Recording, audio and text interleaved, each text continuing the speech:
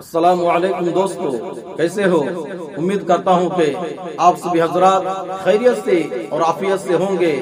اللہ تعالیٰ آپ لوگوں کو ایسے ہی خوش رکھے۔ آج میں آپ حضرات کی خدمت میں پیش کرنے جا رہا ہوں حضرت ہود علیہ السلام کی قوم پر ہوا کے عذاب کا واقعہ۔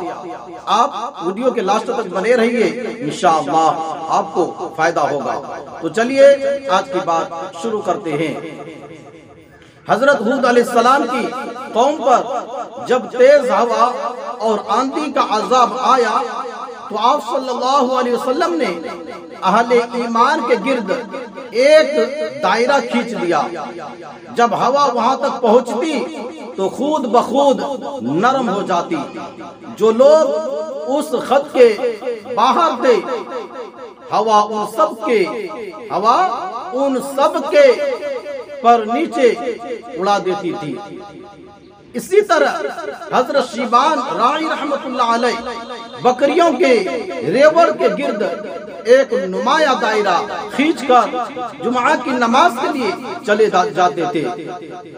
جمعہ کی نماز کے لیے چلے جاتے تھے تاکہ بکریوں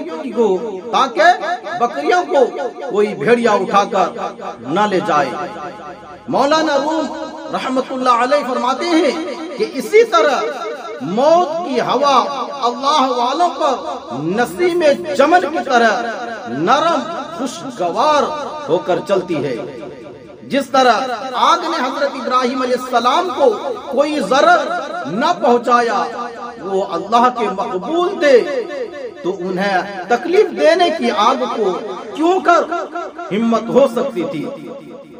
اسی طرح شہوت کی آگ ابلے دین کو نہیں جلاتی اور بے دین لوگوں کو دوزخ میں پہنچا کر چھوڑتی ہے۔ ناظرین، آج کے لیے بس اتنا ہی۔ اپنا خیال رکھیں۔ خدا حافظ۔ السلام علیکم ورحمۃ اللہ وبرکاتہ۔